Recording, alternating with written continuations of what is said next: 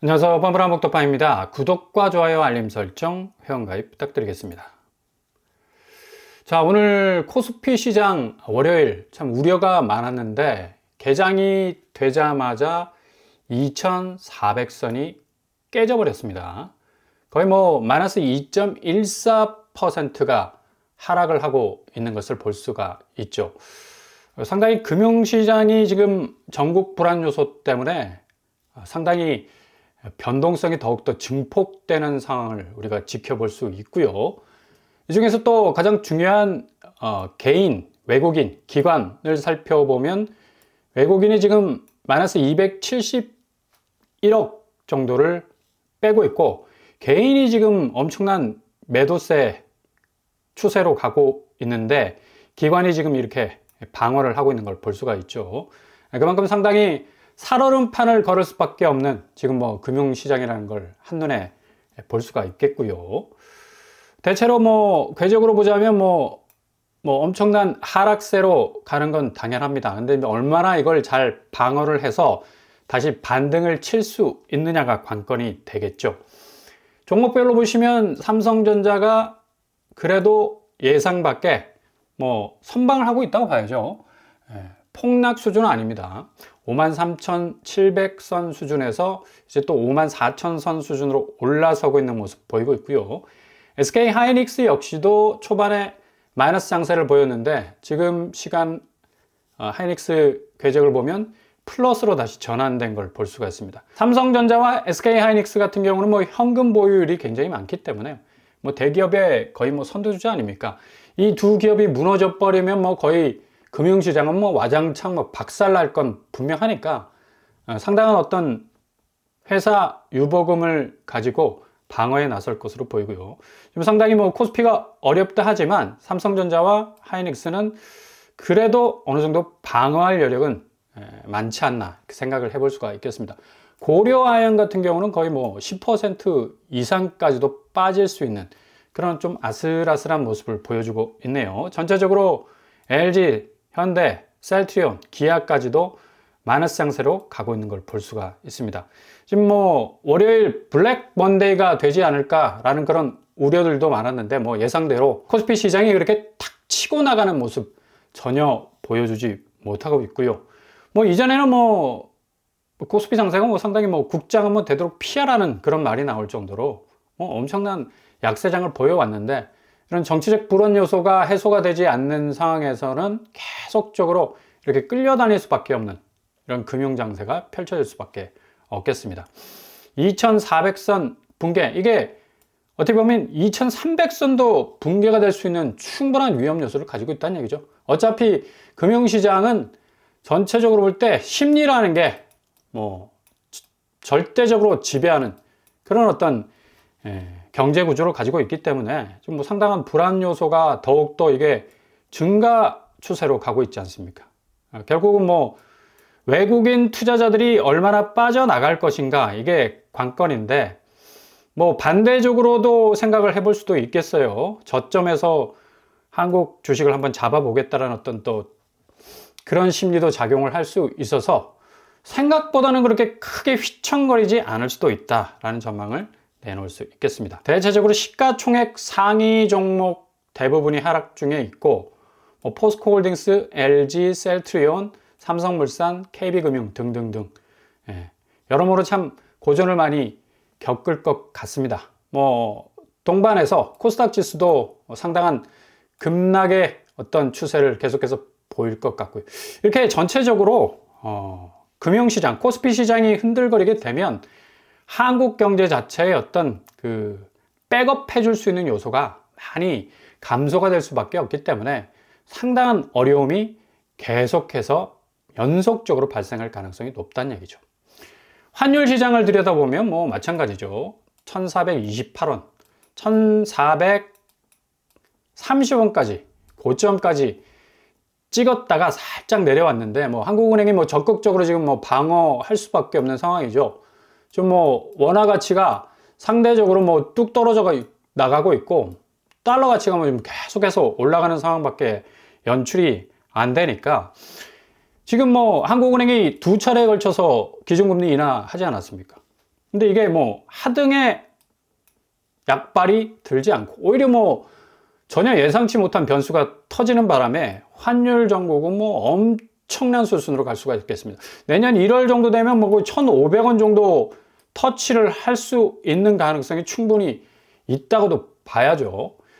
이렇게 환율이 계속적으로 뭐 브레이크를 밟지 못하고 올라가게 된다면 물가 불안 요소는 그 어느 때보다도 커질 수가 있어서 지금 뭐 한국은행이 기준금리 내리면서 물가 부분은 상당히 안정적으로 갈 수 있겠다라는 기대감을 꺼내놨지만 이후에 뭐 2025년 1월부터 엄청난 물가 상승세로 또 진입할 수 있는 그런 상당한 변수가 터졌기 때문에 중앙은행으로서는 상당히 좀 뼈아픈 대목일 수 있다고 볼 수가 있겠죠.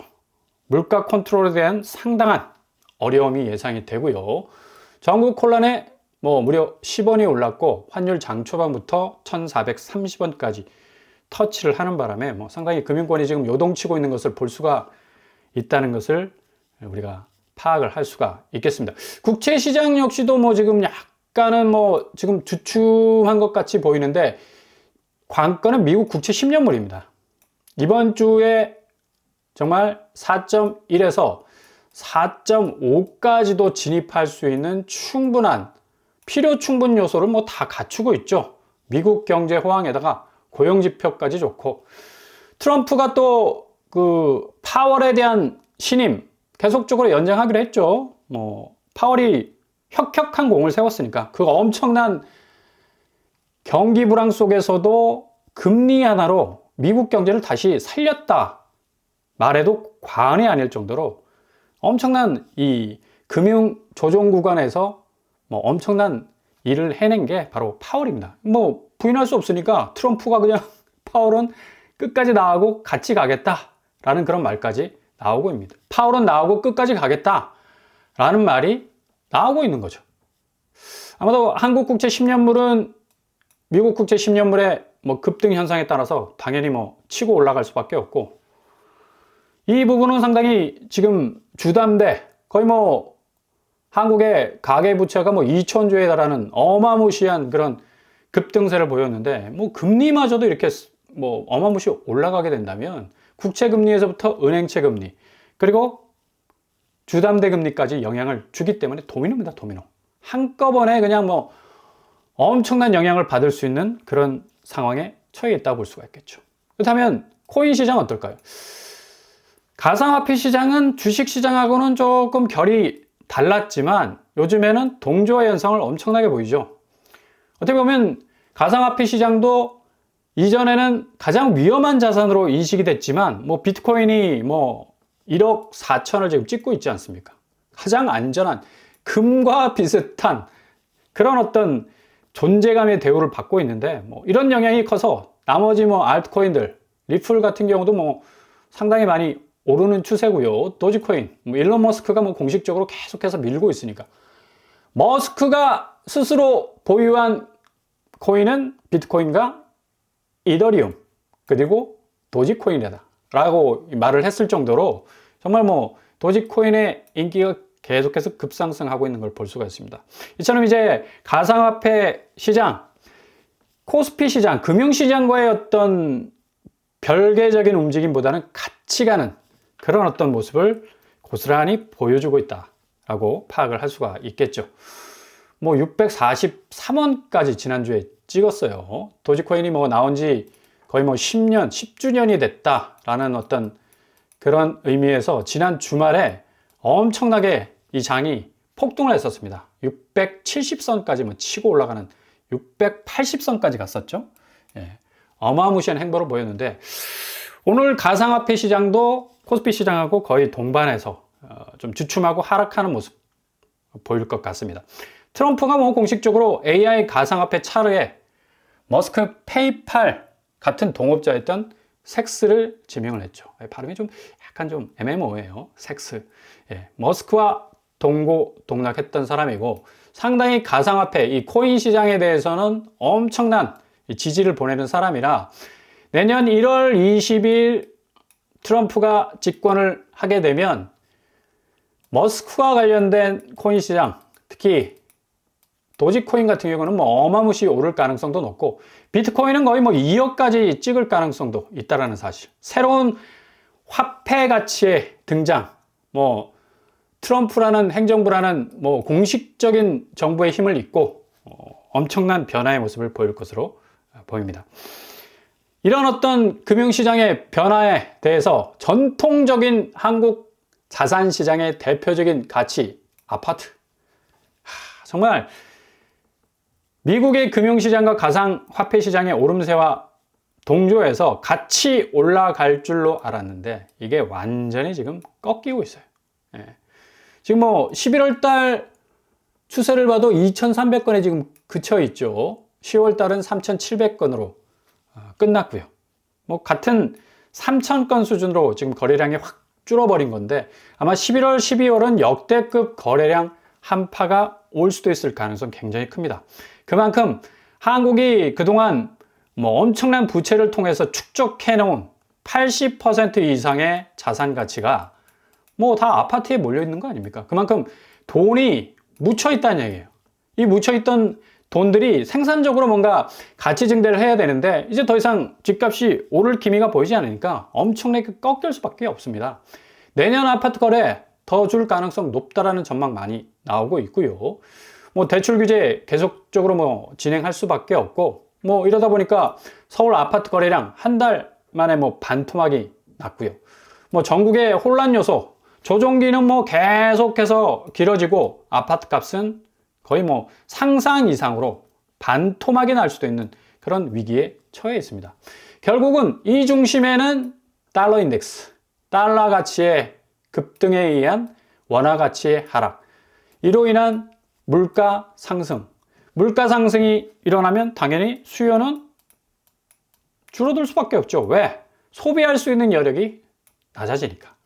결국에 가서는 이 초강달러 현상이 가장 전형적인 전통적 자산을 가지고 있는 한국 아파트에 대해서 뭐 직격할 수밖에 없는 지금 뭐 공격형 구조를 가지고 있다 봐도 무방하다는 얘기죠.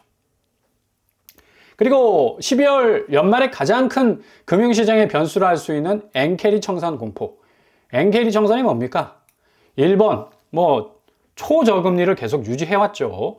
그 초저금리의 엔화를 가져다가 미국으로 건너가서 가장 가치가 있는 자산에 집중적으로 투자를 했는데 이제 엔화 값이 다시 고개를 들고 있으니까 일본 중앙은행에서도 금리를 올릴 수밖에 없습니다. 그럼 당연히 일본 엔화를 가져오는데 비용이 증가할 수밖에 없으니까 수익률은 떨어질 수밖에, 청산에 들어갈 수밖에 없죠. 투자자들에게 있어서 가장 무서운 변화는 비용 증가입니다. 비용 증가. 비용이 증가하면 당연히 수익이 빠질 수밖에 없기 때문에 우리 당연히 엔캐리 청산에 들어가게 되죠. 이렇게 되면 미국 증시에 묻혀있는 300조 이상으로 추정이 되는 엔캐리 자금이 한꺼번에 빠져나갈 수도 있다는 공포 다시 살아올 수 있고요. 지난 8월이었죠. 미국 증시가 뭐 엄청나게 흔들렸었는데 미국 증시 흔들리면 가뜩이나 지금 힘든 코스피 시장도 뭐 완전히 날아갈 수밖에 없는 거고 BOJ, 일본 중앙은행의 추가 금리 인상 가능성이 다시 아주 커졌다라는 보도 계속해서 나오고 있습니다. 12월 18일에서 19일 사이에 금리 인상 결정을 하게 될 건데 아마도 12월에 가장 큰 변수가 될 가능성이 아주 높아요. 지금 뭐 굉장히 취약해진 한국 금융시장 뭐 엄청난 쓰나미 다시 한번 또 한 차례 맞을 수도 있어서 휘청거릴 수 있는 그런 아주 위험한 리스크가 발생할 수도 있다는 얘기입니다. 그러니 당연히 뭐 아파트 매수 심리 뭐 꽁꽁 얼어붙을 수밖에 없고요. 좀 전에 말씀드린 대로 거래량이 뭐 계속해서 뚝뚝 떨어지는 추세로 가고 있는데 이달 아파트 분양 전망 지수 서울은 80%대로 급락을 했고요. 대체로 지방 경기 악화 초래할 수밖에 없는 거죠. 뭐 미분양이 뭐 거의 악성 미분양으로 남을 수밖에 없을 정도로 지금 거의 뭐 부동산 시장은 거의 나락이 같다라고 말을 해도 과언이 아닐 정도로 좀 전통적인 한국의 아파트 자산 시장은 굉장한 지금 뭐 엄청난 유사의 이래의 최대 위기에 처했다고 볼 수가 있겠습니다. 비교적 뭐 안전자산이라 불리는 뭐 국내 골드, 금, 뭐 이쪽으로 지금 쏠리고 있는 그런 부분도 보이고요. 근데 뭐 지금 좀 전에 말씀드린 것처럼 가상화폐 시장이 뭐 엄청난 지금 뭐 안정성을 가지고 있기 때문에 특히 뭐 비트코인 같은 경우는 거의 금하고 뭐 비교가 될 정도로 상당한 어떤 안전자산 존재감을 가지고 있는데 뭐 지금 시국이다 보니까 뭐 금시장 계속해서 가격이 오를 수밖에 없다는 얘기고요. 결국 뭐 이와 반대적으로는 뭐 아파트 시장의 가격은 계속해서 급락할 수밖에 없다. 특히 서울에 대해서 굉장한 관심을 가지고 있어서 경기와 인천이 살짝 비껴나 있는데 경기도 지금 엄청나게 지금 떨어지고 있습니다. 2주일 거래를 보시면 뭐 거의 의왕, 백운, 해링턴 플레이스 1단지 6억 떨어져 나가고 있고요. 고양시 지추격, 북한산 유보라 거의 뭐 5억 가까이 떨어지고 있네요. 그리고 다산, 한강 유보라 역시도 4억 가까이 떨어져 나가고 있습니다. 경기권 상당히 실거래가에서 대폭적인 하락 양상 보이고 있고요. 인천 역시 마찬가지죠. 송도를 중심으로 해서 계속해서 4억 이상 하락. 청라 쪽도 뭐 5억 2천 정도 떨어지고 있네요. 송도 캐슬 해머로 2억 8천 정도 지금 하락하고 있는 모습 보이고 있습니다. 아무튼 뭐 지금 경기권과 인천권 상당 부분 아파트 약세 현상 고스란히 드러내고 있는데 결국에 뭐 대출금리 뭐 다시 뛸 가능성이 높기 때문에 그동안 거래 절벽이었던 게 더 떨어질 가능성이 아주 많다는 얘기죠. 이렇게 되면 12월에 정말 부동산 시장 엄청난 분수령을 맞을 것으로 예상을 했는데 그 시기가 너무 빨리 왔어. 그렇지 않습니까? 엄청난 지금 대격변에 의해서 지금 완전히 부동산 시장이 뭐 행보에 가까운 어떤 가격의 버팀새 현상이 있었는데 이건 완전히 지금 뭐 하락장으로 갈 수밖에 없는 그런 엄청난 회오리 바람 속 그 태풍의 중심 속으로 들어와 있다고 해도 과언이 아니라는 사실이죠.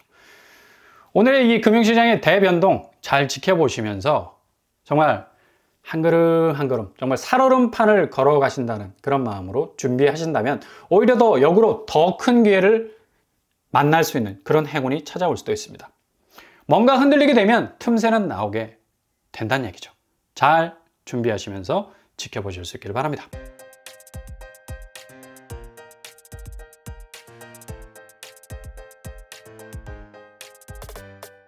오늘의 부동산 캐리커처. 오늘 코스피 시장 상당히 지금 어려운 장세로 가고 있는데 여러모로 참 최대 이 변동성이 터졌기 때문에 금융시장은 계속해서 끌려다닐 수밖에 없고요.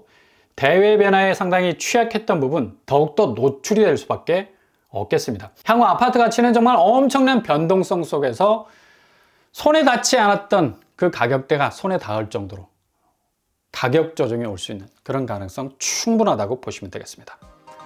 오늘도 응원합니다. 항상 여러분의 길이 꽃길만 되실 수 있게 바랍니다. 항상 뻔뻔한 독도빵 마치겠습니다.